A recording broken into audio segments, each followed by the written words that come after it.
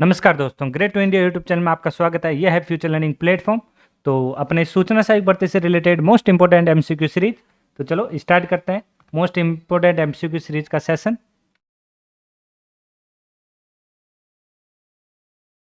नमस्कार दोस्तों, great to India YouTube channel में आपका स्वागत है। यह है फ्यूचर लर्निंग प्लेटफॉर्म।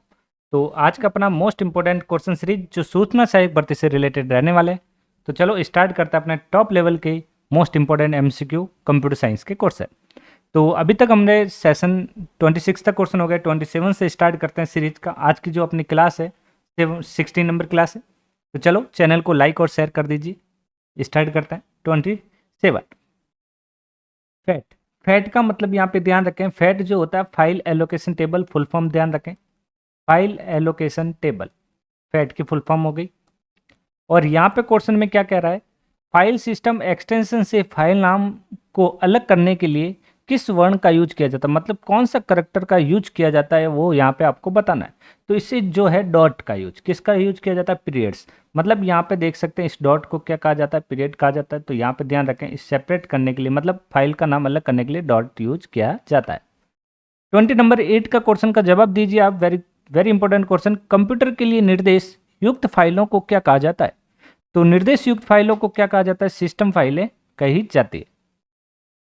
विंडोज में फाइलें या फोल्डर्स का नाम बदलने के लिए कीबोर्ड की शॉर्टकट की बताइए। चलो स्टार्ट करते हैं शॉर्टकट की। देखो F5 रिफ्रेश करने की और स्लाइड शो करने की, याद रखें F5 रिफ्रेश और स्लाइड शो। पावर पॉइंट में इसका जो यूज होता है वो स्लाइड शो के लिए यूज होता है। F3 हमेशा ध्यान रखें सर्च के लिए यूज होता है। F2 रीनेम करने के लिए। Very important question. तो सही आंसर रहेगा अपना यहाँ पे C, क्यों नाम बदलने के लिए F2 यूज किया जाता है। विनजिप किसका एक लोकप्रिय यूटिलिटी सॉफ्टवेयर है। तो विनजिप जो होता है फाइल कंप्रेसर प्रोग्राम होता है। तो यहाँ पे ध्यान रखें सही आंसर रहेगा 30 का A। निम्नलिखित में से कौन सी विंडोज कमांड फाइलों के भंडारण के लिए एक नई डिस्क बनाती है। तो डॉस का मतलब ये जो होता है disk operating system. Disk operating system, DOS की फुल फॉर्म क्या हो गई, डिस्क ऑपरेटिंग सिस्टम। पहली चीज ये। और ये नई डिस्क बनाती है। तो यहाँ पे नई डिस्क बनाने के लिए जो यूज किया जाता है वो होता है फॉर्मेट। क्या होता है, फॉर्मेट। निर्दिष्ट कीजिए निम्नलिखित कथन सही या गलत, या रॉन्ग ट्रू या फॉल्स कथन बताना है। दो कथन दे रखे हैं। तो यहाँ पे कथन कौन सा सही है कौन सा गलत है वो बताना। देखो, वे फाइलें जिसमें कंप्यूटर के लिए निर्देश होते हैं उन्हें डॉक्यूमेंट फाइलें कहते हैं। नहीं, डॉक्यूमेंट फाइलें किससे कहा जाता है, वर्ड की जो फाइल होती है उसे डॉक्यूमेंट फाइल कहा जाता है। इसका मतलब ये रॉन्ग। एक फोल्डर में फाइलों के साथ साथ एक या अधिक सब फोल्डर भी हो सकते हैं। बिल्कुल, एक फाइल के अंदर सब फोल्डर हो सकते हैं। तो बिल्कुल राइट। तो यहाँ देख सकते हैं सही आंसर रहेगा ए। चलिए नेक्स्ट, MS वर्ड के बारे में। MS वर्ड में के विषय में निम्नलिखित कथनों में से कौन सा कथन यहाँ पे ट्रू है वो बताना है। तो देखिए, MS वर्ड डॉक्यूमेंट को HTML फाइलों के रूप में सेव नहीं किया जा सकता। और यहाँ पे 33 का आंसर क्या रहने वाला है, ध्यान से देखें। तो आपको सही कथन बताना है। तो ये कह रहा है HTML में सेव, बिल्कुल गलत है। MS वर्ड एक फ्रीवेयर सॉफ्टवेयर है, MS word open source software है, गलत। तो ओपन सोर्स सॉफ्टवेयर कौन सा होता है, लाइनेक्स होता है। ये ध्यान रखें यहाँ पे। तो यहाँ पे HTML किस लिए होता है, वेब पेज बनाने के लिए HTML का यूज किया जाता है।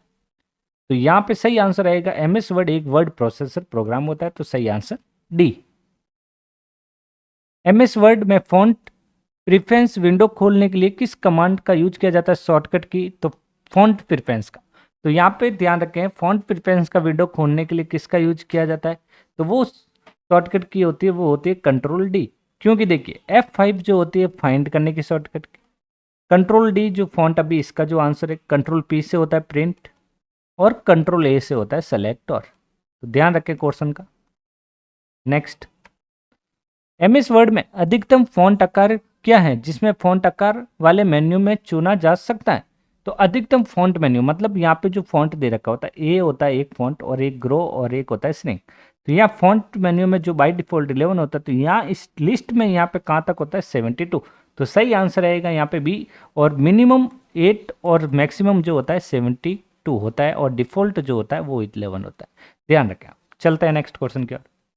किसी डॉक्यूमेंट में एक पैरा के नीचे कर्सर को स्थानांतरित करने के लिए MS वर्ड में कीबोर्ड शॉर्टकट क्या है। तो एरो को नीचे लेने के लिए जो कीबोर्ड शॉर्टकट है यहाँ पे क्या होता है, वो कंट्रोल के साथ आप क्या कर सकते हो, डाउन एरो यूज कर सकते हैं। 12 रो 8 कॉलम वाले वर्ड टेबल में अधिकतम कक्षों की संख्या, मतलब यहाँ पे सेलों की संख्या कितनी होगी वो बतानी है। देखिए 12 रो और 8 कॉलम, तो 8 कॉलम बनाने इस तरीके से, 4, देखो 1 2 3, ये 4, ये 5 6 7 8, 8 कॉलम हो गए। तो ये 8 कॉलम के बाद 12 रो बनानी है, तो अभी तक एक रो हो गई।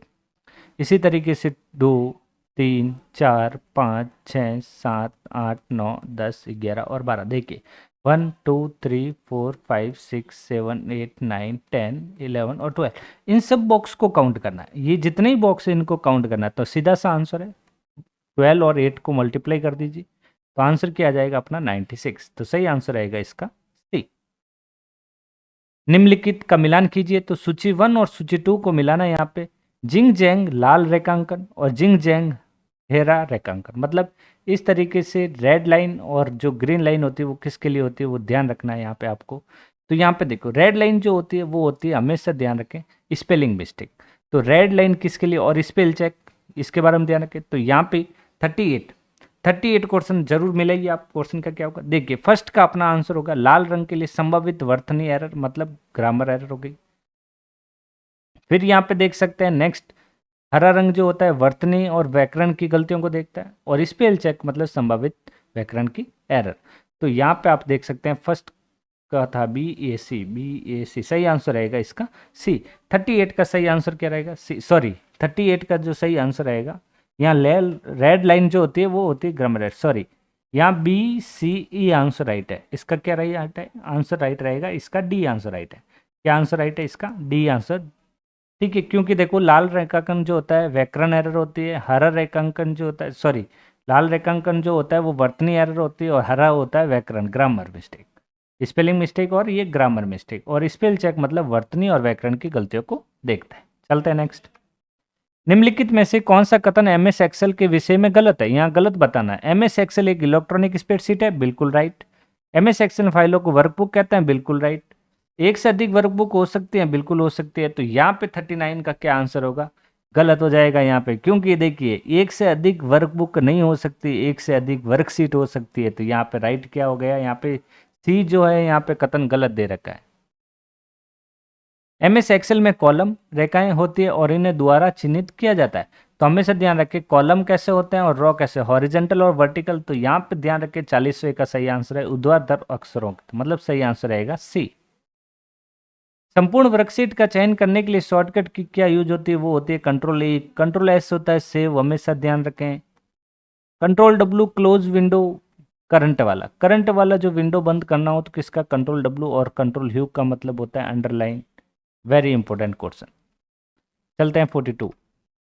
7वीं रो 11वीं कॉलम में प्रतिनिधित्व का कक्ष क्या बनेगा, मतलब 7वीं रो और 11वां कॉलम। 7वीं रो कौन सी होगी वो आप देखिए, और 11वां कॉलम, 11वें कॉलम पे क्या आता है हमेशा ध्यान रखिए, जे और के, 10 और 11, तो मतलब के आएगा। 11 नंबर पे के आएगा, तो 7 रो बोला तो 7 रो के 7 होगा। तो सही आंसर क्या होगा यहाँ पे बी 7। सही आंसर 42 का क्या हो जाएगा, बी आंसर होगा। प्रतिच्छेदन कक्ष क्या होगा, दोनों को मिलाने पे के 7 बनेगा। एक्सेल एक्सप्रेशन मतलब 4 मल्टीप्लाई 2 की पावर 0 डिवाइड बाई 4, 2 की पावर 0 0 ही होगी, और 4 का मल्टीप्लाई 0 से करेंगे 4 आएगा, 4 को 4 से बार डिवाइड करेंगे तो आंसर क्या आएगा यहाँ पे 1। तो यहाँ पे 43 का सही आंसर रहने वाला है यहाँ पे बी। चलते हैं नेक्स्ट। जब एक एक्सेल कक्ष गणना किए मान को प्रदर्शित करने के लिए पर्याप्त चौड़ा नहीं होता है तो यह प्रतीक एक स्ट्रिंग को प्रदर्शित करता है। यहाँ पे स्ट्रिंग को प्रदर्शित कौन सा चिन्ह करता है, हमेशा ध्यान रखें वो क्या करता है, हैज। जब आपके कॉलम हो यहाँ पे वैल्यू फिट नहीं होती है, तो जब चौड़ा ज़्यादा होता है तो इसको फिट नहीं होता है, तो फिर क्या होता है यहाँ पे हैज एज टाइप की क्या आती है, एरर आती है। निर्दिष्ट कीजिए निम्नलिखित कथन सही या गलत। एक वर्कबुक में 3 से अधिक वर्कशीट नहीं हो सकती, 3 से अधिक वर्कशीट हो सकती है, तो यहाँ बोला नहीं, तो गलत हो गया। नाम बॉक्स सक्रिय सेल का एड्रेस डिस्प्ले करता है, तो देखो नेम बॉक्स जो होता है सक्रिय सेल का डिस्प्ले निश्चित करता है। तो यहाँ पे फर्स्ट रॉन्ग और सेकंड सही, सही आंसर 45 का क्या होगा, बी। 46 निम्नलिखित मिलान कीजिए, सूची 1 और सूची 2 का मिलान है। सक्रिय सेल मतलब एक्टिव सेल जो होता है वो कौन सा होता है, पहला सेल, फिर टेक्स्ट। पहला सेल जो होता है वो हो गया अपना डी, मतलब सेकंड का जो सही आंसर होगा अभी देखते हैं, यहाँ होता है सेकेंड का ऑप्शन हो रहा है डी। तो यहाँ आप देख सकते हैं डी किसमें, या तो बी या सी होगा। 46 का आंसर या तो बी या सी। चलते हैं नेक्स्ट। सक्रिय सेल मतलब क्या होता है वो आपको पता चल चुका है। टेक्स्ट, टेक्स्ट मतलब बाएं रेखांकित करता है या संख्याएं दाएं। तो हमेशा ध्यान रखें। तो यहाँ पे जो है टेक्स्ट, टेक्स्ट हमेशा कहाँ दिखाई देता है, लेफ्ट साइड में। सही आंसर आएगा यहाँ पे ए। तो आप देख सकते हैं। फिर आया थर्ड का अपना क्या आ रहा है, जो जो याद हो वो पहले लिख लीजिए। तो टेक्स्ट जो होता है लेफ्ट होता है, तो संख्याएं जो होगी राइट। तो इसका मतलब फोर्थ का क्या हो गया यहाँ पे सी। तो डी ए सी लास्ट में देख लीजिए किसमें है, डी ए सी इसमें नहीं है, डी ए सी इसमें है। तो आंसर क्या हो गया, सी। और सक्रिय सेल को क्या कहा जाता है, वर्तमान में चयनित सेल को सक्रिय सेल कहा जाता है। चलता है नेक्स्ट। निम्नलिखित में से नेटवर्क की कौन सी श्रेणी का उपयोग दो शहरों और राज्यों और देशों में सबसे बड़े भौगोलिक क्षेत्र में कंप्यूटर आपस में जोड़ने के लिए जो प्रयोग किया जाता है वो आपको बताना है। तो वो होता है वैन, वाइड एरिया नेटवर्क। पैन जो होता है पर्सनल एरिया नेटवर्क होता है जो ब्लूटूथ में लगा होता है। नोकल एरिया नेटवर्क जो बिल्डिंग कैंपस जो होम होता है वहां पे यूज किया जाता है। इंटरनेट के संदर्भ में टीसीपी का पूरा नाम, टीसीपी का पूरा नाम है transmission control protocol. Transmission control protocol. सही आंसर रहेगा 48 का ए। वाईफाई किसका संक्षिप्त रूप है, वाईफाई की फुल फॉर्म ध्यान रखें, वायरलेस फिडिलिटी। वाईफाई की फुल फॉर्म क्या है, वायरलेस फिडिलिटी। तो सही आंसर आएगा इसका बी, 50 नंबर। इंटरनेट से जोड़ने के लिए निम्नलिखित में से किस प्रकार का कनेक्शन टेलीफोन का उपयोग करता है। तो टेलीफोन का उपयोग के लिए किसका यूज किया जाता है, डायल अप कनेक्शन का। सही आंसर 50 का डी। निर्दिष्ट कीजिए कौन सा कथन सही है या कौन सा कथन यहाँ पे गलत है। तो चलते हैं नेक्स्ट। एक वेब पेज एक ऑनलाइन पता यूआरएल कहलाता है, बिल्कुल राइट। ब्लॉग, वेब ब्लॉग संक्षिप्त रूप आमतौर पर एक व्यक्ति द्वारा बनाए गए व्यवस्थित रखा जाता है, बिल्कुल राइट। तो यहाँ पे आप ब्लॉग हो गए। तो सही आंसर आएगा सी। निम्नलिखित मिलान कीजिए। मोजिला फायरफॉक्स क्या होता है, एक ये ब्राउजर होता है। तो सही आंसर क्या होगा, देखते हैं अभी। इसका भी मिला। HTTP ये क्या होता है, एक प्रोटोकॉल होता है। और ये जो होता है यूआरएल, तो मतलब BCA। सही आंसर रहेगा BCA, मतलब सही आंसर रहेगा बी। तो 52 का सही आंसर क्या हो गया, बी हो गया। देखो पहले का क्या मिला, फर्स्ट का बी, बिल्कुल राइट। HTTP का क्या हो गया, प्रोटोकॉल है ये, बिल्कुल राइट। BC जहाँ पे है वो राइट हो गया। सही आंसर रहेगा बी। तो दोस्तों आज का सेशन यही एंड करते हैं।